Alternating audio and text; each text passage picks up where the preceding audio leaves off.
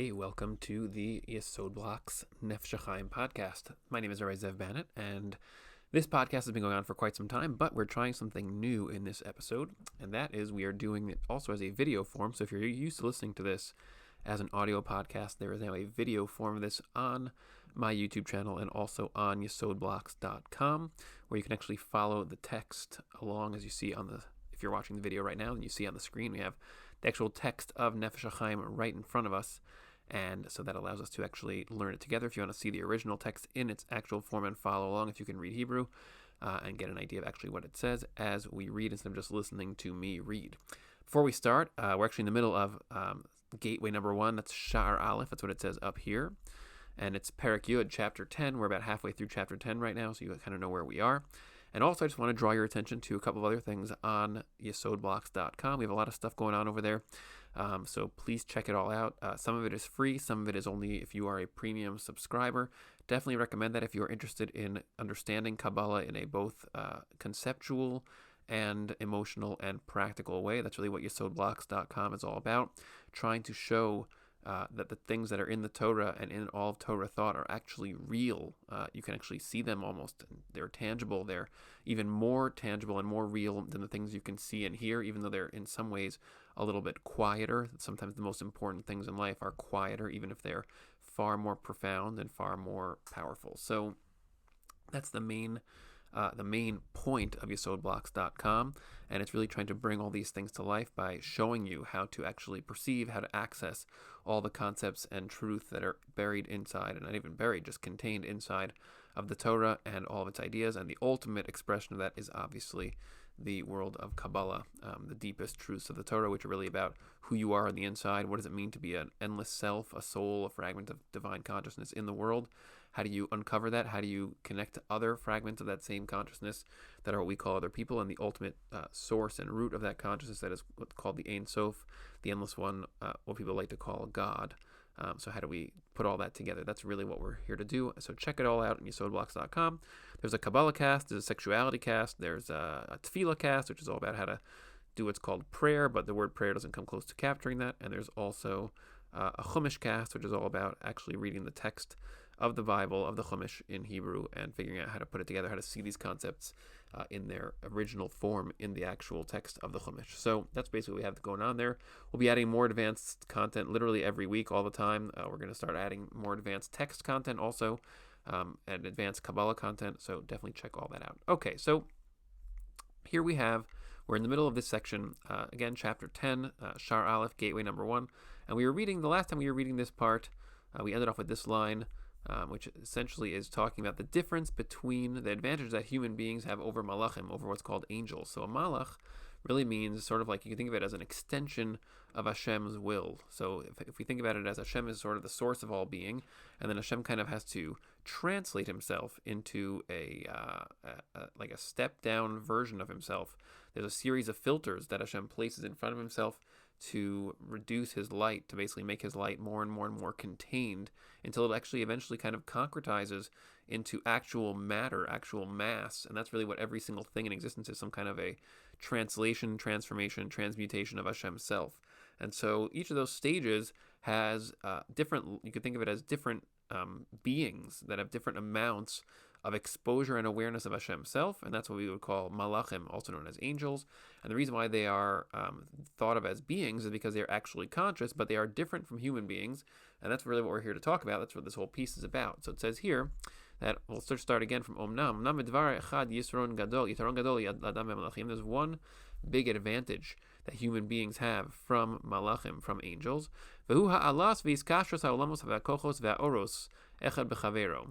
And that facet of human beings is the ability to sort of connect all the layers of being. So the layers of being, again, he calls them olamos, means like the layers. These are the filters, the things that actually block Hashem's light and sort of refract it into different forms. That's what you can then experience as the multiplicitous world around you. Kochos also means the forces of all being that you are also experiencing as, gravity and forces of electricity and magnetism and things like that. The push and pull, and then oros essentially is the word means lights. That's really Hashem's consciousness that is sort of like in its form inside of the world. So all these things are one interconnected system of essentially the filtering of Hashem's self. So we, human beings, are actually able to interact with all of that from top to bottom. We're usually on the bottom because we're blocked out from knowledge of Hashem's self, but we have this ability to what's called learn and grow, which we take as givens of our lives. But in fact, learning and growing is something which you do. It's an actual expansion of your own consciousness and your own awareness. So you're actually accessing higher and higher stages of existence, and you can actually get to a place where it's profoundly different than the way we tend to think of how we perceive our world. Asher zeh ein b'koach klal l'shum malach. This ability to move within that entire system from top to bottom to top, does not exist with Malachim. And that's what we mentioned at the end of the last episode, and now he's going to explain that.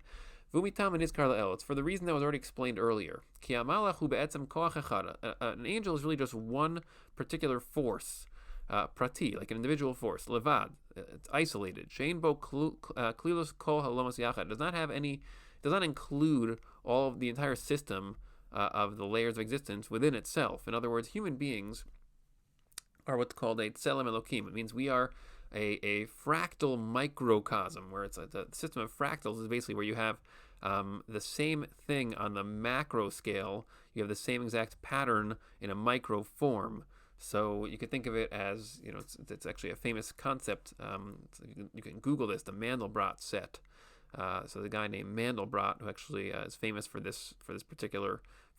developing this idea.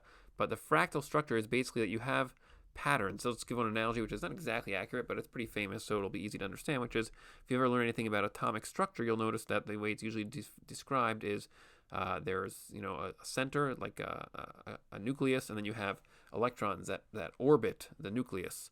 And it's usually depicted as if it's almost like a planetary system, where you have, the Earth is the planet, and then you have the moon is this other smaller orbital body that rotates around the Earth. So that's an example of a fractal system, where you have a macro version and a micro version that seem to be working with the same principles, the same structures, even if they are massively different in scale. So the same thing with us and Hashem. Think of it as the entire system of all these filters and layers, the layers of existence called the olamos, often translated as worlds, but it really means the layers of being. So we have access to all of them. We are like this microcosmic version of that, because each of us is our own light. We have our own little miniature consciousness fragment light that we have within us, and we're constantly trying to learn how to broadcast it and adjust our own filtering mechanisms to share ourselves with other selves. So we are formatted in the same way, and we actually have connections and linkages within this network of consciousness. We are basically linked to all of it at once.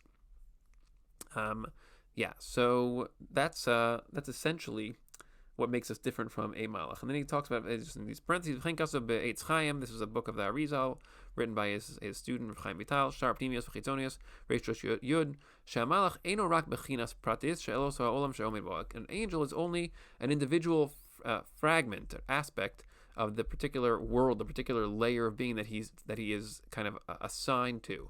That's what makes us different. About Nishmas Ha'adam, the soul of man, the neshama, meaning specifically the consciousness light within you that is you, really. B'chol gimel chelkei, in all three of its aspects. So there's different amounts of conscious awareness that you can have. So the basic three are nefesh, which is the nun over here, and then ruach, which is the resh, and then neshama. We're going from low to high. Nefesh is when you have very small consciousness. You're basically aware of yourself. Many of us essentially remain with a small amount of consciousness in the vast majority of our inner self, because you can develop very, very broad consciousness in one small area of yourself, let's say. But most of us essentially we start off with very limited consciousness. We all start with very limited consciousness.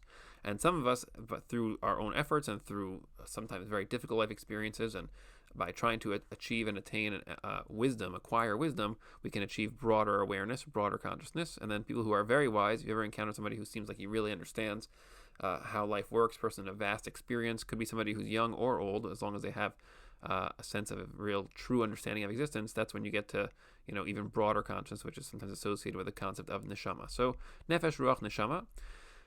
So all three, shela, hi, klula, mikol, almost those levels and those aspects they include all the layers of being within them, which is why you have the ability to actually move within all the layers of existence. Lachein ein b'koach v'yichol hamalach klal. Therefore, an angel has no ability at all. Lahalos ulakasher liyachid kol olam sheba'olam Hanatuy al Rasheim. They have no ability to move, to ascend, or to connect themselves, or to connect with any of the other layers that are above their heads. Kevan she'eno kalul umishutaf mehem, because since those angels don't contain any aspects of those other places, they have no ability to connect to them. So let's go. We have to get all the way down to here. That's the end of the 10th section, chapter 10. Even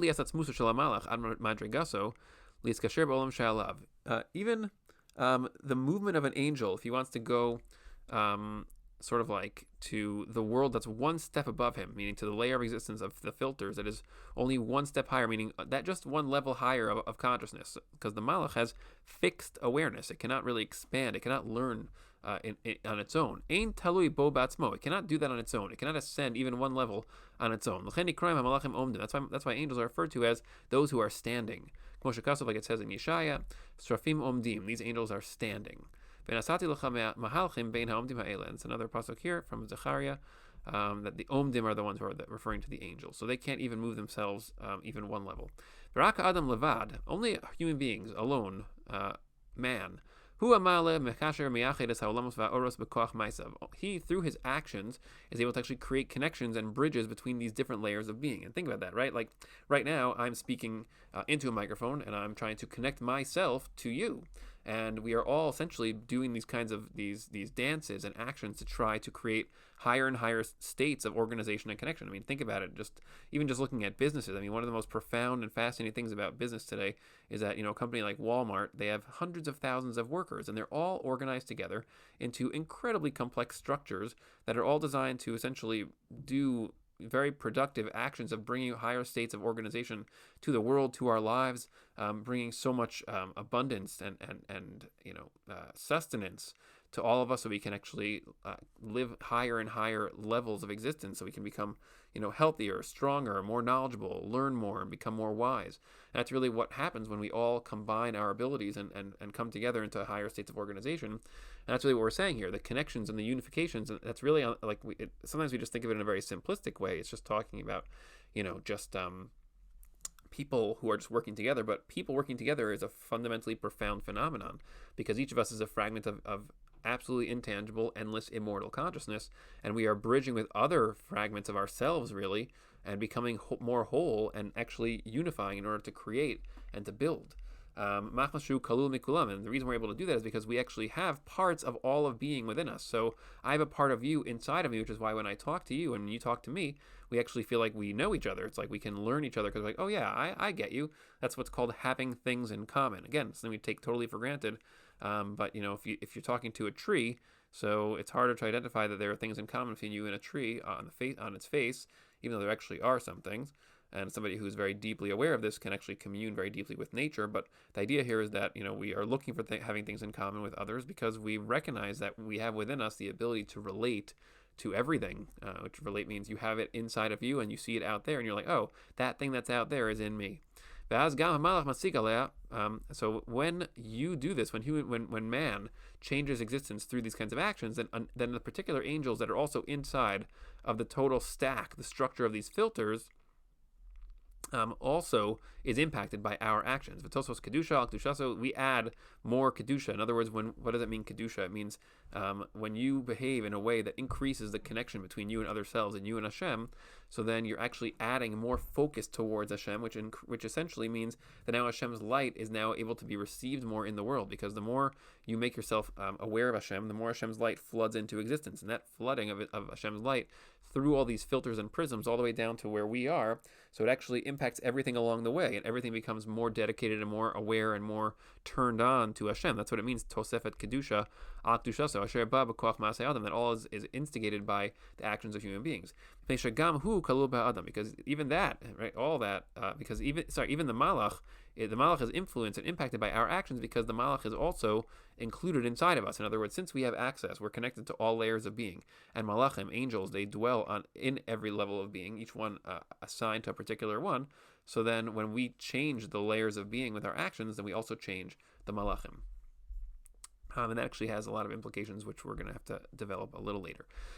Okay, so vegam hagimel bechinos nefesh ruach neshama shel adam atzmo, and also the three aspects of the neshama. In other words, the three levels we mentioned earlier, how you can have nefesh and ruach and neshama. These are different amounts of awareness that any person can have.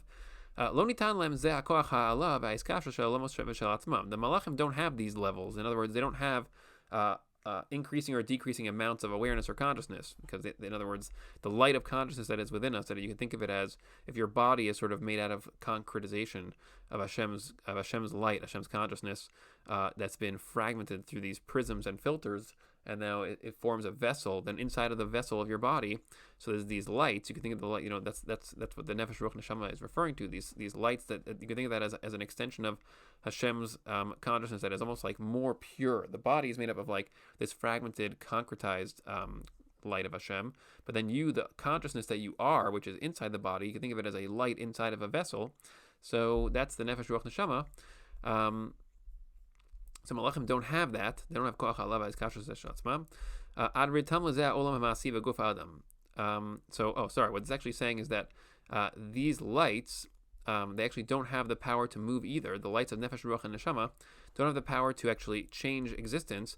Ad ritam lezeh ha'olam ha'ma'asi v'guf ha'adam, until they actually are placed inside the vessel of the body of man.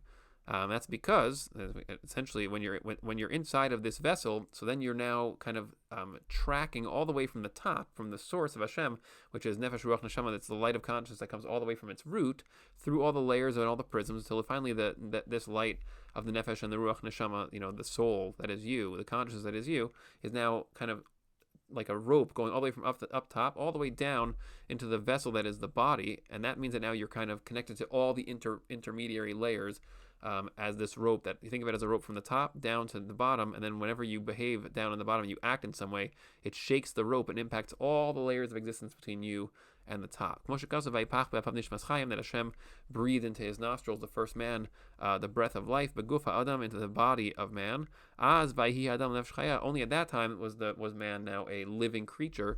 Shel kol ha'olamos, that now he is essentially what he mentioned in Parak Daled. That was the concept I already mentioned a little while ago, the Tselem Elokim concept, that you are actually like a microcosmic version of the entire existence. That's because when you are that rope of consciousness that is essentially descending from all the way at the root, all the way through everything, and then placed inside of a body down at the lowest level, it's called Olam HaAsiya, and even the sort of like the bottom point underneath Olam HaAsiya, which is where we are right now, whatever that means. We're going to talk about that a little later also. That's where you are. So that whole stack from top to bottom is called the Tselem Elokim, because it is now the image of Elokim. And Elokim, as we mentioned way back at that point, in Parak Daled, Elokim refers to the total system of filters and the stacks and the prisms through which Hashem essentially fragments himself or fractures, refracts himself into the multiplicity of the universe that you see. So when we are set up that way, from top to bottom, and then we're inside of the body, that's when we are now in touch with all layers of being. That's also the meaning of the vision that Yaakov Avinu had in Parshas Vayetze in the Torah. So it says that Jacob, the third patriarch, Yaakov Avinu, he had this just famous dream about this ladder.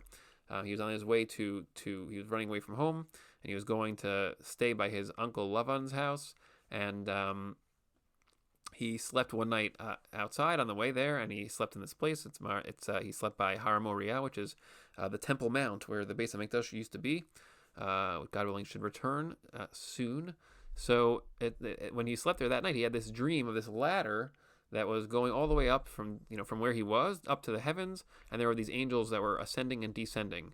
And so when he saw that, what that's supposed to represent is it's representing the dynamic of these different layers of existence, and the angels are on it. Now you'll notice they're traveling. So let's see if he comments on the traveling part. Ayin Raya Mehemna Naso. This is also Zohar. Akuf Chaf Gimel Amud Beis Vayipach Be'apav Nishmas Chaim Deit Marbe Vayachalom V'Yinei Sulam. It says regarding Yaakov that he dreamed and there was a ladder. So it says Sulam Vaday Ihu Nishmas Chaim. The Sulam, this ladder, represents certainly the breath of life, the neshama, the consciousness that Hashem essentially bestowed to man when he first created him in the very beginning. So that's trying to say that that's what this ladder is.